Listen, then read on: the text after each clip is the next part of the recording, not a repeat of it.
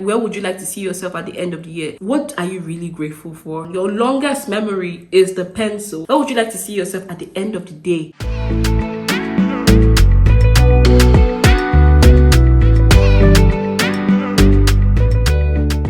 Hey guys, welcome back to my channel. If you're new here, as usual, don't forget to hit the subscribe button, like this video and share it to your friends and your loved ones. So in this video, we're going to be talking about things or questions that you should ask yourself if you want to be successful. I feel these are very, very important questions that we always overlook. I'm going to be giving you guys 10 questions you need to ask yourself. So the first question is, what are your core values? What are the things that you stand for? What are the things that you will not do? What are the things that when someone sees you, they will say, okay, I cannot present this to this person because this is how this person is. This is who you are. This is what you want people to know about you. It's very important in deciding what you want for yourself. It's very important in knowing what you want to get into. If you're going to work with people, these are things that you need people to know about you, and they need to see it in you. You need to ask yourself, what are your core values? What do you stand for? What are your non-negotiables? I know it kind of seems similar to the first point. This actually helps you set boundaries. It's almost like saying, what are your standards? What kind of values and principles do you have for yourself? It also helps you get out of relationships that doesn't serve you, get out of friendships that don't serve you. My number 3 question that you need to ask yourself is, what are your strengths? What are the things that you know how to do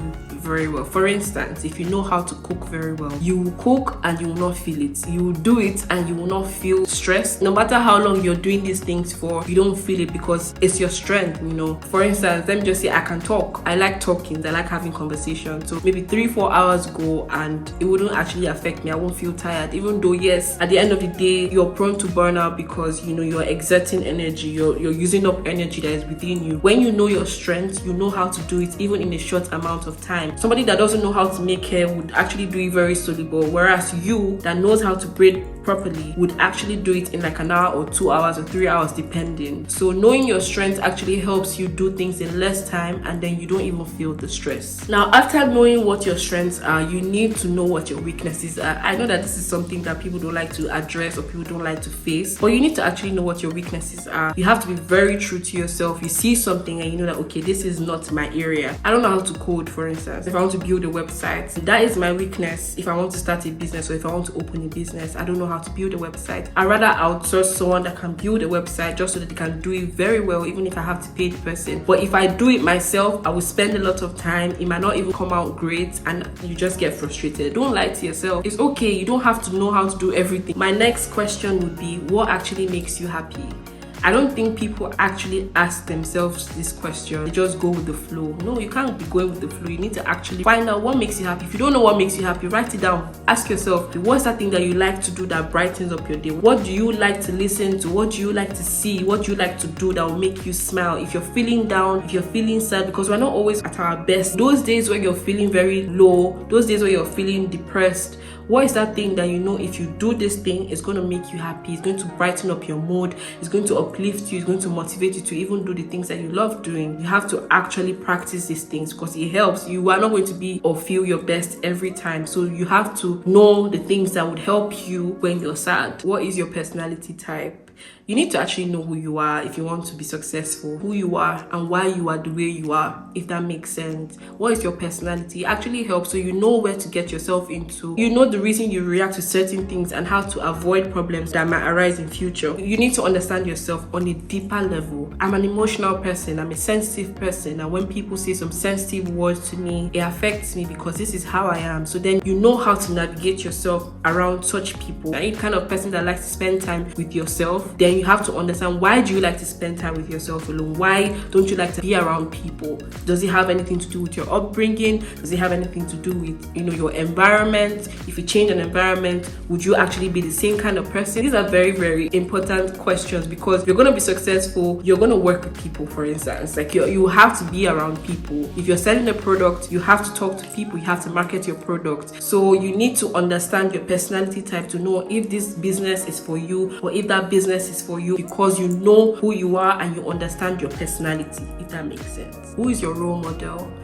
You know, the thing is, it's very, very tricky and can be very dicey. I'm not really one to have role models. I just see qualities in different people, I admire it, and I practicalize it, or I incorporate it into my lifestyle. But it's important to have a role model. It kind of really helps. And if you can also get a mentor as well, it will help in the long run. Your mentor should be somebody that you admire, somebody that you would like to be like. I mean, I'm not saying in all aspects. You need to be very, very careful. Do not idolize them, because they are all human beings and they are prone to make mistakes. So you need to write out the qualities that you like in your role model, the qualities that you love in your mentor, and the things that you want to incorporate into your life. I remember when I was young, I used to admire Ben Carson. I mean, I feel like everybody was sold the Ben Carson story. He wasn't my role model, but if he were to be my role model, I would actually read more of his books and see the qualities that he had in himself to help him be a very good medical doctor, to even make history. Even if he's a YouTuber, for instance, you see qualities in them that you like, the way they carry themselves, the way they portray themselves, the way they speak, the way they dress. Write it down. You learn from them, but do not idolize them. Like I said, they are human beings and human beings make mistakes. Please be very careful about choosing your role model. What are you grateful for?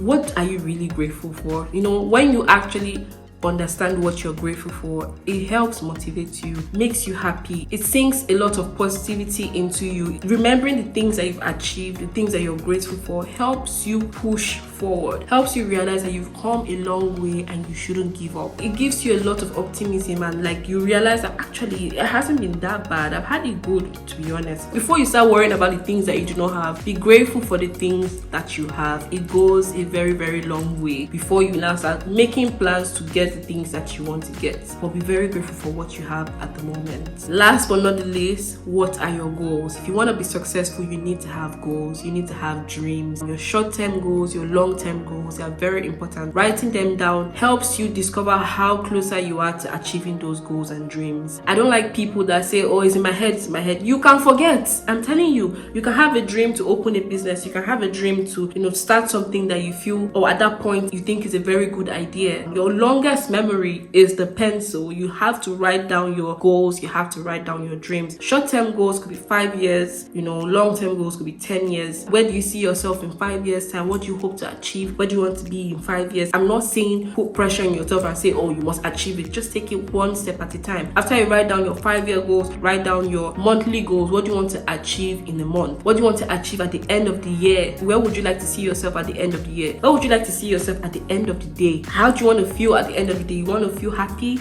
so you have to work towards making yourself happy that day. Take it one day at a time. Do not put yourself under pressure. You get overwhelmed, you get stressed, and sometimes you don't end up achieving anything. So take your time, just write down your goals and take it one day at a time. I'm telling you, you're going to get there with no stress. You also have to do the work of getting closer to your goals, and you can always go back to your drawing board, go back to your books to see what you've achieved, the things that you've written down. Sometimes we forget that we've achieved the goals that we want to achieve. You forget because you don't go back to check and see what you've achieved, and then we just keep going on. You need to go back, and that's why you need to also write down what are you grateful for. You need to appreciate where you are at. Oh, I'm grateful that I have a roof over my head. I'm grateful that I can afford 3 square meals. It's very important. You have to write these things down and take note of them. Not everybody can. What is your why?